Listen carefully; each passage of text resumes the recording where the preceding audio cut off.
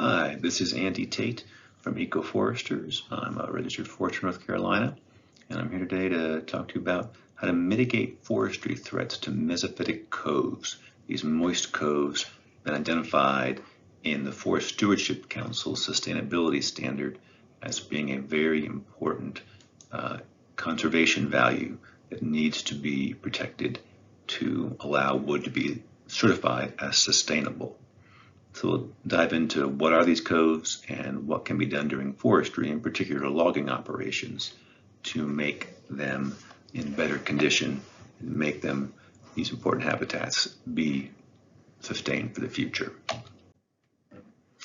So what is a mesophytic cove? I mean, mesophytic just means moist. So these are moist coves. They're concave landforms that collect moisture and collect nutrients as well, and focus that water down into the stream, but you're at the bottom of the coves flowing down from there. So they're very important for water quality and also essential habitat, and very moist and very productive ecosystems, which makes them especially important. Here, this is where almost all the headwaters for all streams start in these coves, and these are things that are being converted to non-forest uses at an alarming rate, since they're generally lower elevation, easier to access, and very productive. So they can easily be changed to other uses. And they're also often degraded through poor timber harvesting. We'll look at ways we can remedy all of those things. So Appalachian coast forests are the most diverse forest type outside of the tropics. These coves are used for habitat for all kinds of wildlife. A couple example species here: the cerulean warbler is a species of concern that needs these moist, productive cove forests to reproduce.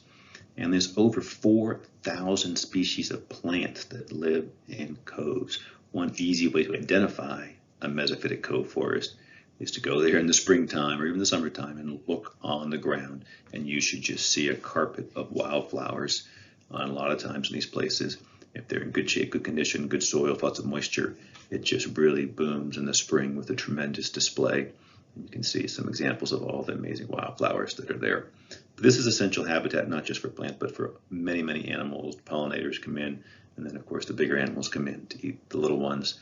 And it's really a much more concentrated, diverse, and productive ecosystem for plants, and therefore for animals as well. So incredibly high conservation value for these areas. In particular, the Appalachians are home to more salamander species than anywhere else in the world. And that means that this is incredibly biodiverse, rich habitat. These creatures that need the stream to reproduce, and they need the moist habitats to live. This is where the vast majority of salamanders are found, in these coves. So, and salamanders, again, they're one of the flag keystone species in this area. So what are some of the threats to cove forests? Now that we know the values of them, what are the threats to them? Well, the main one simply has been conversion. If you look at that aerial photograph there, you can see all those blue lines are the streams, and the coves are on those streamside areas largely. Those areas have been converted to agriculture. They're the most fertile soil. They're easy to access, generally flatter. So you have fertile soils, good moisture, plants grow well there, therefore crops grow well there. So a lot of them have been cleared and then converted to agriculture, which means we've lost those very productive, diverse forests and natural ecosystems to produce food. Also, it's a common place where most human development and habitation occurs as well. I've been converted to development. Houses are built there, towns are often built in these areas, and so they're, again, for the same reasons. They're easier to access. They're at the bottom of the mountain. That's where the water comes down, and then it flattens out into an area around that stream, and those areas are just easier to develop, easier to access, and flatter, and therefore they are converted to non-forest uses much more commonly. So we've lost a lot of them. Maybe permanently, but some can be restored. A lot of fields are being abandoned now in the mountains especially, and they can be reclaimed as forest. Another big factor is timber harvesting. Again, these are very productive sites, so timber grows well on these coves. Again, plenty of moisture, rich soils, timber grows very well. often some very valuable timber. Yellow poplar is kind of the dominant species in these areas often, and that's a very valuable timber species. So timber sales happen in there, and oftentimes the timber harvests are either a high-grade harvest where they're only harvesting the biggest and best trees, leaving behind the more poorly formed trees. That degrades the forest. They find a much less desirable forest in terms of biodiversity, in terms of structure, in terms of wildlife habitat, and just the quality of the forest has been degraded. The other option, which is better in terms of forest management, is to do a clear cut and cut down all the trees and allow the forest to regenerate. But the problem with doing that and letting in full sun to these rich, moist environments is yellow poplar tends to take over and dominate these sites. And you'll probably have seen stands of pretty pure yellow poplar in many coves that have been cleared and then maybe were abandoned or were clear cut and then regenerated naturally, and yellow poplar can really dominate these areas. So it loses a lot of the biodiversity of the forest. It does regenerate, the forest will grow back. They are productive sites still if it's done properly, but they come back much less diverse. So we're losing diversity, we're losing quality, it's losing a little bit of habitat suitability as well there by making them less diverse. Pure stands of poplar is the most common thing. Occasionally they're planted back into pine plantations, which also is a lot less diverse, less desirable. Another big threat to cove forests is non-native invasive plants. Again, these are very fertile, moist, rich growing conditions, and invasive plants grow very fast, and they love these rich conditions. So they are oftentimes where the plants grow best, invasive plants grow best as well. They're also heavily disturbed, as I mentioned. A lot of it's been converted to agriculture or harvested, and then it opens it up. The disturbance, there's bare soil, there's plenty of sun. Invasive plants come in and rapidly spread. It's also near roads or human disturbance that would introduce the non-native invasive plants or their seeds and allow them to spread. And once they get in there, again, these great conditions, these plants thrive in the best growing conditions. They grow incredibly fast, faster than the native plants because they don't have any of their native pests that kept them at bay in their own ecosystem are not here, whether it was the insects or the fungus or diseases that kept them in check are no longer here, and they grow out of control in these coves. That picture you see there actually solid green. Just because it's green does not mean it is healthy. Everything you see in that green picture is pretty much invasive plants.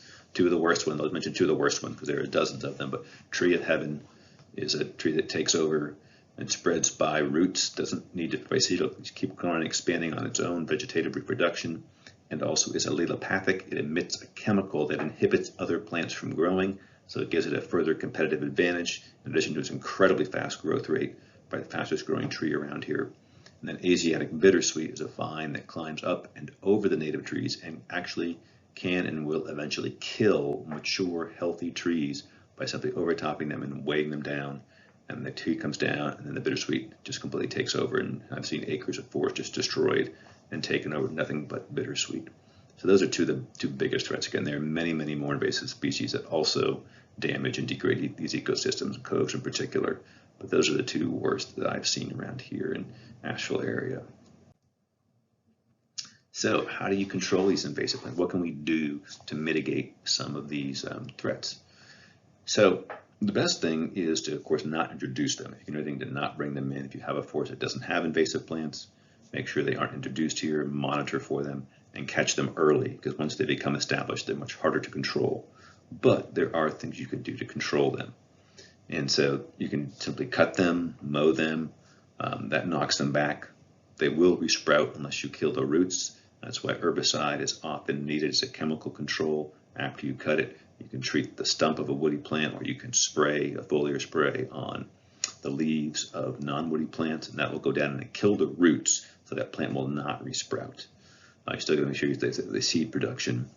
Cultural controls like fire, burning them again can knock them back initially. Biologically, you can graze them. Have things like goats come in, they'll eat even multiflora rows. Again, this is just top killing them. It's not going to kill the roots. They will resprout from the roots. So you're probably going to have to come in afterwards after they've been knocked back, come in and do some foliar spraying of the resprouts, or try and treat those, can cut those stumps and treat those stumps so they don't resprout and the roots are killed to get long-term permanent control of those plants.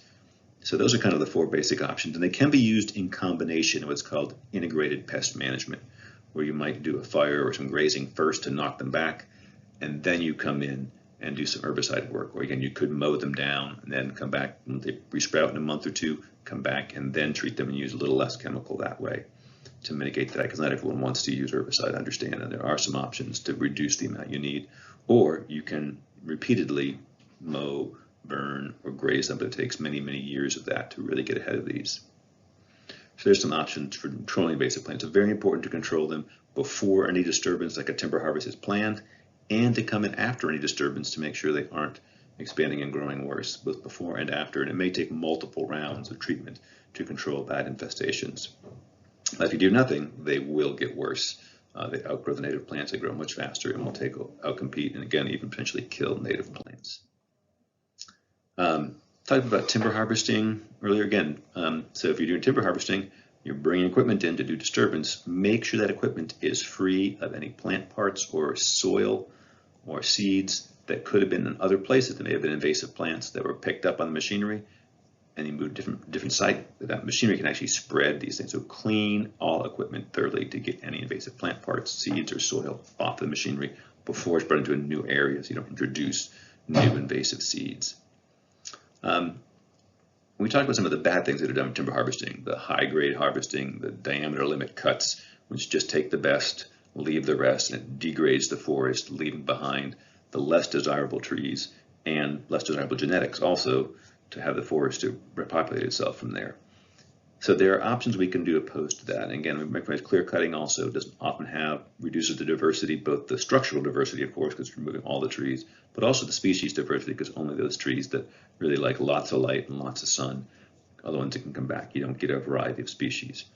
So there are some options that are more similar to what would be the natural disturbances in these more sheltered coves. You wouldn't have a big disturbance that would be like a clear cut with a large scale disturbance. So you could do smaller little, they call group selections, little mini patch clear cuts, maybe up to about 2 acres in size. You're harvesting a decent group of trees. It's good revenue generation there still, but it's creating some of that structural diversity. You're having like these little clearings you've made in the woods that will regrow and have young forest in them. And you leave other areas around them as mature forest, and that kind of combination of different forest types helps to increase structural diversity, which increases biodiversity because different animals like different structures. Some like lots of young trees, some like mature trees, some like a bit of both. And you can prepare that for all species that way.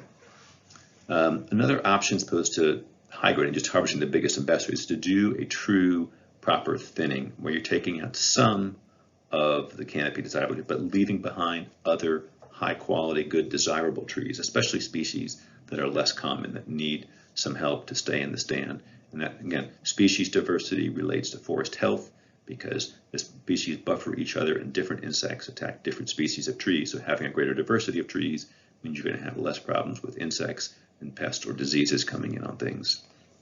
Also, it's better wildlife habitat.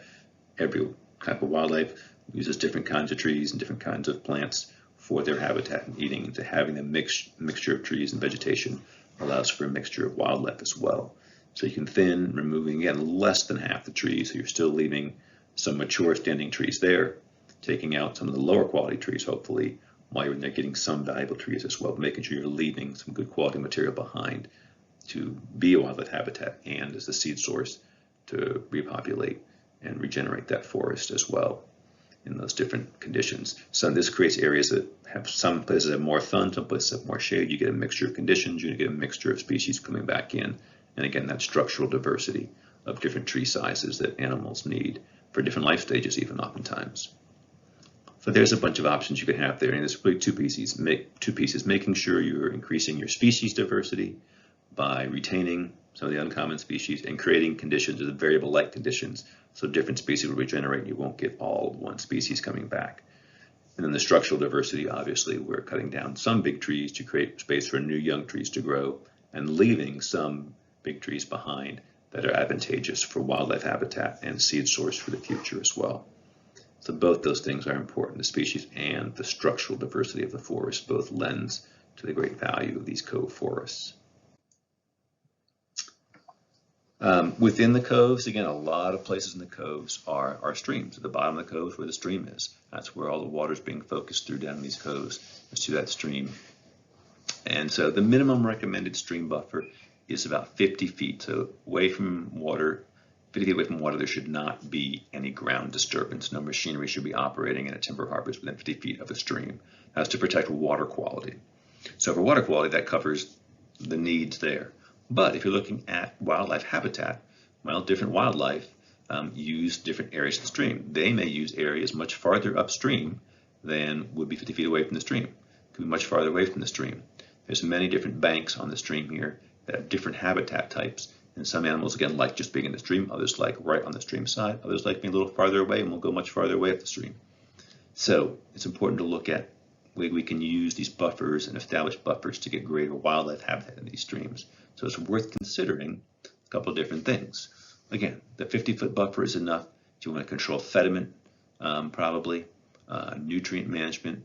Those things, a smaller buffer, will stabilize the stream bank and stop erosion and probably protect water quality. That's my recommendation. But if you're looking at wildlife and aquatic organisms or amphibious organisms, many of them will travel up to 300 feet away from the water. And also, even terrestrial animals need water, and they'll have to go to the water, so they often use these streamside areas much more heavily for habitat in general. So having a wider stream buffer gives you a much bigger protected area, much better wildlife habitat to have a greater, that's another option there. Obviously, the more of a stream buffer you have, it's a little less than the timber you can access there. But this is key wildlife habitat, prime habitat, again, very diverse, very productive. Usually the closer to the stream you are, the more productive the forest is, the more diversity of vegetation you're going to get, and therefore diversity of animals. And again, that can extend up to 300 feet away from the stream is still considered that streamside habitat, which is used much more heavily by animals. So for wildlife reasons, it can be beneficial to have a much wider stream buffer than the standard 50-foot recommendation, but go up to 300 foot away and make sure you have that much of this area. Where there's, again, no machinery operating, no ground disturbance. You could harvest some trees in there to create that structural diversity in this habitat, but those trees have to be cabled out of there. You cannot have machinery operating within there. Avoid that ground disturbance so you're not disturbing the habitat for, again, a lot of those aquatic animals or amphibious animals like salamanders are on the forest floor, so it can really help down that way. And again, this extends and covers multiple stream banks. The initial stream bank that's right on the stream side, and a little bit of that floodplain area. And this can extend up to what is kind of a natural rise above the whole stream area. There can be multiple little banks and multiple little floodplains as you go up there. And this can cover all those different areas, which, again, the amphibious animals use the lower floodplain and the upper floodplain as well. So keep all those areas protected and in good habitat and good structure maintained in those for all kinds of animals. Again, terrestrial animals use these areas as well if they have to need water, and there's also usually much better food resources, much more lush vegetation, much more diverse vegetation. They can find good forage down there for a lot of the animals. And then, of course, that draws in the predators as well. So really important wildlife resource in these coves. Other benefits of cove forests. Again, forests are the best natural filter for high quality water, and these cove forests are what is around every streamhead starts in a cove forest. So keeping these forests in good health with the trees to stop direct rainfall on the ground, slow the rainfall down and absorb the water, let it infiltrate into the ground.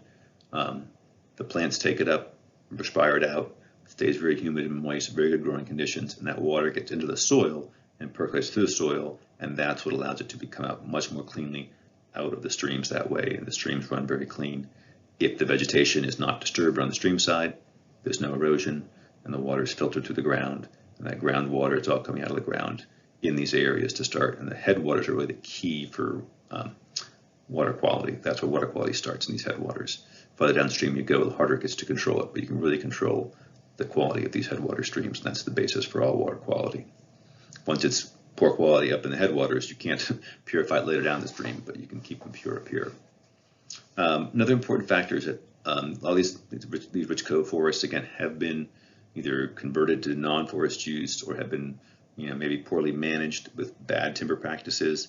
So that has led them in degraded states. If you do find an older cove that has really mature big trees, I'm standing next to one there, an old growth tree, they can be 8 feet in diameter, these big giant poplars. If you see any of that really big trees and big structure in there, anything that's even getting towards that, there's very little of those true old growth, pure old growth left. But there are much more mature forests that have very large trees.